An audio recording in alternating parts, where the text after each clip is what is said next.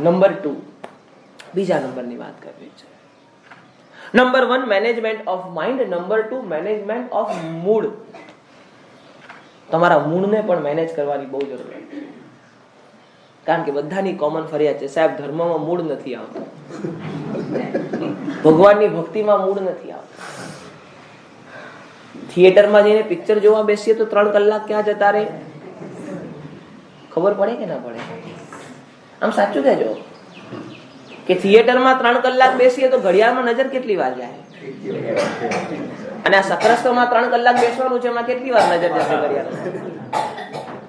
આમ સળંગ ટકીને આજે પરમાત્માનું સક્રસ્ત હોય, આવું સરસ મજાનું વિધાન હોય, આવી સરસ મજાનો શણગાર હોય, ગુરુદેવ ગચ્છાધિપતિ ગુરુ ભગવંત પધાર્યા હોય, આપણે કેટલી વખત બેસી શકીએ? અને કદાચ શરમે બેસવું પણ પડે કે જશું તો ગામમાં જવાનું ક્યાં? પણ ક્યાં આપણું મન ક્યાં હોય? મૂડ કેવો હોય? મૂડને મેનેજ કરવાની જરૂર છે. બરાબર સમજી લેજો. જીવનની અંદર માઇન્ડ મેનેજ થશે તો જ મૂડ મેનેજ થઈ શકશે. અને માટે શાસ્ત્રકાર ભગવંતોએ કીધું કે જ્યારે પણ આપણે ત્યાં ભાવનાની વાત લખવામાં આવી કે ભાવના બહુ મહત્વપૂર્ણ છે. તમે શું ક્રિયા કરો છો ઇમ્પોર્ટન્ટ નથી, તમારા મનમાં શું ચાલે છે, તમારો મૂડ કેવો છે બહુ મહત્વપૂર્ણ.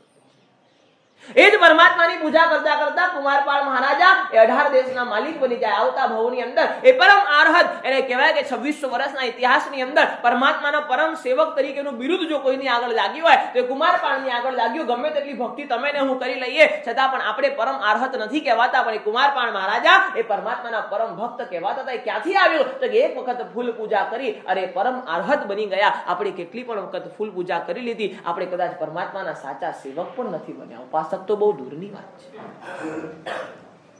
આપણું જીન શાસન ભાવ પ્રધાન છે, બરાબર સમજી લેજો. પરમાત્માએ ભાવોને પકડવાનું કીધું છે. દ્રવ્ય તો ગૌણ છે, કદાચ 19-20 હશે તો ચાલી જશે. દ્રવ્યમાં બધાની શક્તિ બરાબર નહીં, કારણ કે દરેકના સંયોગો બરાબર નહીં, દરેકનું શરીર બરાબર નહીં, દરેકની સંપત્તિ બરાબર નહીં, દરેકની વ્યવસ્થાઓ બરાબર નહીં, દરેકના આસપાસનું વાતાવરણ બરાબર નહીં, દરેકને મળેલી સામગ્રી બરાબર નહીં, બધું જ બરાબર નથી હોતું. માટે બહારમાં તો ગળમથલ ચાલ્યા કરે, 19-20 ચાલ્યા કરે, ઉપર નીચે ચાલ્યા કરે, પણ ભીતર તો બધાને સરખું મળ્યું છે. ભાવોમાં ક્યાં તફાવત છે? અને માટે આપણે ત્યાં કીધું કે number 1 management of mind and number 2 management of. જે ધર્મના ક્ષેત્રમાં તમારો મૂળ નથી આવતો ને એને મૂળ લાવવાની કોશિશ કરો. અને મૂળ લાવવાનો એક જ રસ્તો છે, સમજો.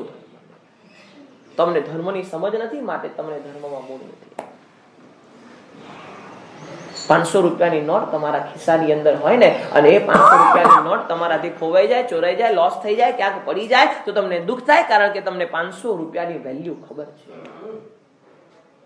તમને ખબર છે કે 500 રૂપિયાથી શું ખરીદી શકાય, 500 રૂપિયાથી શું મેળવી શકાય, 500 રૂપિયા મારા કેટલા કામમાં આવી શકે, 500 રૂપિયાથી હું શું પ્રાપ્ત કરી શકું, બધું જ તમે જાણો છો. માટે 500 રૂપિયા જાય ને તો તમને દુઃખ થાય છે. એના માટેનું ઇમ્પોર્ટન્સ તમને ખબર છે, ધર્મનું મહત્વ, ધર્મનું ઇમ્પોર્ટન્સ તમને ખબર નથી. અને માટે ધર્મમાં તમારું મૂળ નથી આવતું.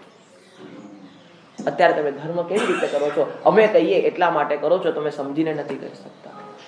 મારા સાહેબે કીધું એટલે પૂજા ચાલુ કરી હોય, મારા સાહેબે કીધું એટલે રાત્રિ ભોજનનો ત્યાગ ચાલુ કર્યો હોય, મારા સાહેબે કીધું એટલે નમકારથી ચાલુ કરી હોય, મારા સાહેબે કીધું એટલે તપશ્ચર્યા કરી લીધી હોય, મારા સાહેબે કીધું એટલે ઉપધાન કરી લીધા હોય, પણ એના પછી રિઝલ્ટ શું? તો કે પાછા હતા એવા ને એવા જ થઈ ગઈએ. ગમે તેટલું કરીએ છતાં પણ કેવા થઈ જાય? તો કે હતા એવા ને એવા થઈ ગઈએ. તો પછી એ ધર્મની ફળશ્રુતિ શું? આપણને મળ્યું શું? પ્રાપ્ત શું થયું?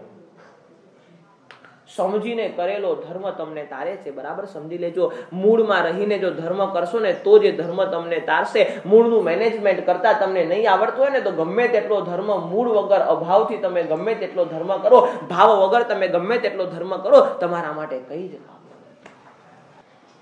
જે વસ્તુની સમજ તમારી પાસે ના હોય એ વસ્તુ તમારા માટે કંટાળાજનક બની જાય છે. અને માટે ધર્મ આજે તમારા માટે કેમ કંટાળાજનક બન્યો છે? કારણ કે ધર્મનું વાંચન તમારી પાસે નથી, ધર્મનું ચિંતન તમારી પાસે નથી, ધર્મની અનુપ્રેક્ષા તમારી પાસે નથી, ધર્મનું મનન તમારી પાસે નથી, ધર્મની સમજ તમારી પાસે નથી. માટે તમે ધર્મમાં ક્યાંક ને ક્યાંક કંટાળાજનક ભાવોને લાવો છો. અને માટે શાસ્ત્રકાર ભગવંતો કહે છે કે સમજો તો મૂળ આવશે.